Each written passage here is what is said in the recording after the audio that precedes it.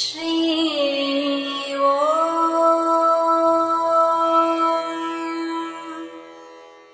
ஸ்ரீ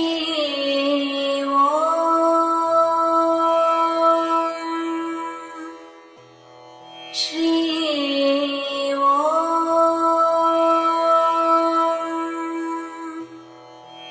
ஸ்ரீ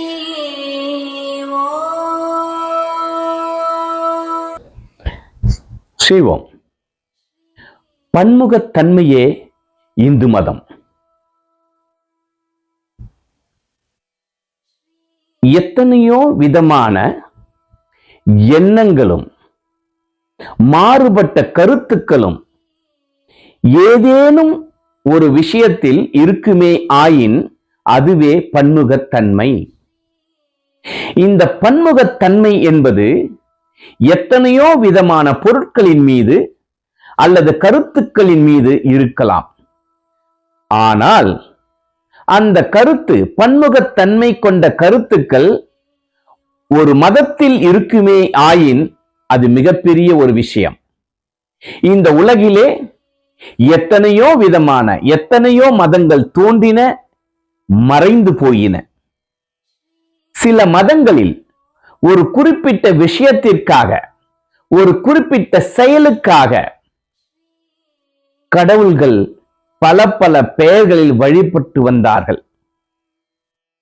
ஆனால் மிக உயரிய சக்தியான கடவுள் படைப்பு என்று வரும்போது அந்த கடவுள் ஒரு கடவுளாக வணங்கிய தன்மைகளும் உண்டு. இன்றைக்கு ஒரு சில மதங்கள் மட்டுமே உலகிலே இருக்கின்றது. அத்தகைய மதங்களிலே பார்த்தோம் என்றால் அவர்கள் ஒரே ஒரு கடவுளை மட்டுமே வழிபாட்டுக்குரியவராக வைத்திருக்கிறார்கள். ஒவ்வொரு மதங்களும் ஒவ்வொரு கடவுளை மட்டுமே வைத்திருக்கின்றார்கள். அந்த கடவுளுக்கு அப்பாற்பட்ட ஒரு கருத்தோ அல்லது வேறு விதமான எண்ணங்களோ, மாறுபட்ட எண்ணங்களோ அவர்களுக்கு இருப்பது இல்லை. ஒரு மதம் என்று வைத்தோம் என்றால் அந்த மதத்தின் அடிப்படையே கடவுள் மட்டும்தான். அந்த அடிப்படையான கடவுளிலே எப்படி மாறுபட்ட கருத்துக்களை வைக்க முடியும்? அப்படி மாறுபட்ட கருத்துக்களை வைத்தோம் என்றால் அந்த மதம் என்ன ஆவது? அந்த மதம் அழிந்து போய்விடும் அல்லவா? ஒரே கடவுள், அவர்தான் உண்மை. ஒரே கடவுள், அந்த உருவம் தான் உண்மை. ஒரே கடவுள், அவர் உருவமற்றவர் என்கின்ற கருத்துக்களை மட்டுமே அடிப்படையாக கொண்ட மதங்கள் இருக்கும் பொழுது இந்து மதம் மட்டும்தான் உனக்கு எந்த கடவுள் வேண்டுமோ, எந்த உருவம் வேண்டுமோ, உன்னுடைய எண்ணத்திற்கேற்ப, உன்னுடைய விருப்பத்திற்கேற்ப நீ வைத்துக்கொள் என்று ஒரு சுதந்திரத்தை அளித்திருக்கிறது. இந்து மதத்தில் பல்வேறு பிரிவுகள் உண்டு. ஒரு பிரிவு கணபதியை மட்டுமே வணங்குவார்கள். ஒரு பிரிவு சண்முகன், கார்த்திகேயனை மட்டுமே வணங்குவார்கள். ஒரு பிரிவு பெண் தெய்வங்களை வழிபட்டு வருவார்கள். ஒரு பிரிவு சிவனை மட்டுமே வழிபடுவார்கள். ஒரு பிரிவு மகாவிஷ்ணுவை மட்டுமே கடவுளாக ஏற்றுக்கொள்கின்றார்கள். சரி, இத்தனை பிரிவுகள் இருக்கின்றன. ஆம், எப்படி மதங்களிலே பிரச்சனைகள் இருக்கின்றதோ அதே போல் இந்து மதத்தின் உள்ளிருக்கின்ற உட்பிரிவுகளிலும் கூட சில பிரச்சனைகள் இருக்கின்றன. ஆதி காலத்தில் மிகப்பெரிய பிரச்சனையாகவும் இருந்திருக்கின்றது. ஆனாலும் அது சிறிய அளவு மட்டும்தான். அதே இந்து மதத்தில் மிகப்பெரிய எண்ணிக்கை கொண்ட மக்கள் ஒரு பிரிவிலே அடங்குவது இல்லை. அவர்களை அடக்க முடியாது. அவர்கள் விருப்பம் எதுவோ அதற்கு செல்வார்கள். ஒரு நாள் கார்த்திகேயனை வழிபடுவான், மறுநாள் மகாவிஷ்ணுவை வழிபடுவான், ஒரு நாள் துர்க்கையை வழிபடுவான், இன்னொரு நாள் கணபதியை வழிபடுவான், அல்லது அனைத்து தெய்வங்களையும் ஒரே இடத்தில் வழிபடுவான் அல்லது வழிபடுவாள். அவனுக்கோ எந்த விதமான பிரச்சனைகளையும் இல்லை. அங்கே அனைத்து கடவுள்களும் ஒருவர்தான்.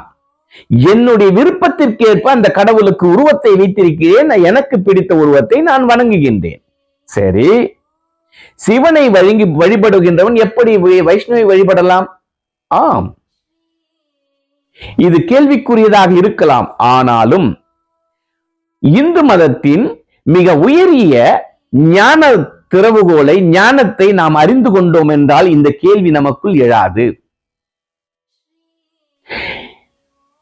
எங்கெங்கெனாதபடி இறைவன் நீக்கமர நிறைந்திருக்கிறான் என்று சொல்வதுதான் ஒவ்வொரு பிரிவினரும் கூறுகின்ற வார்த்தை. அப்படி இருக்க நான் மகாவிஷ்ணுவை மட்டும் நான் வணங்குவேன் என்று சொல்பவர் ஏன் சிவன் கோயிலுக்கு செல்லக்கூடாது? அப்படி செல்பவர் இப்படி எடுத்துக்கொள்வாரே, எப்படி? என் மகாவிஷ்ணுதான் அங்கே சிவன் ரூபத்தில் இருக்கின்றார். சரி, சிவனை மட்டுமே வழிபடுவர் ஏன் மகாவிஷ்ணுவை வணங்கக்கூடாது? அந்த மகாவிஷ்ணுவிடம் செல்லும் பொழுது என் சிவன் தான் மகாவிஷ்ணு உருவத்திலே இருக்கின்றார் என்கின்ற எண்ணத்தை விதைத்துக் கொண்டால் முடிந்து விட்டது. அப்படி என்றால் இறைவன் எனாதபடி நீக்கமர எழுந்திருக்கும் பொழுது அவனிலே வேறுபாடு ஏது? அப்படி வேறுபட்டாலும் கூட அதிலே ஒரு ஒற்றுமை உண்டு. வேற்றுமையில் ஒற்றுமை என்பதுதான் அது.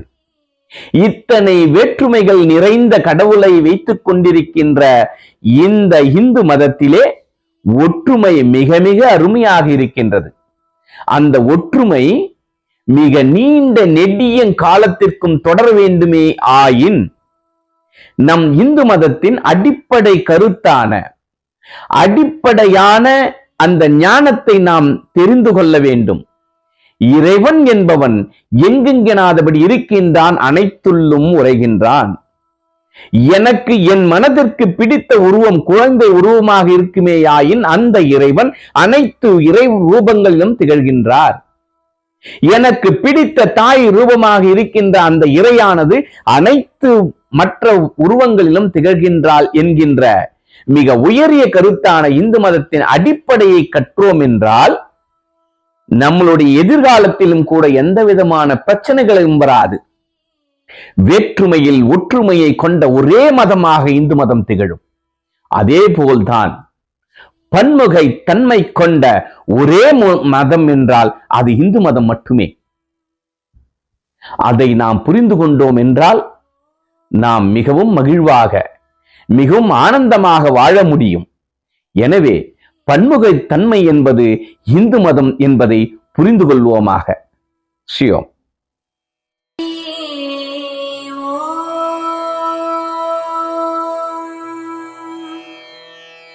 Shri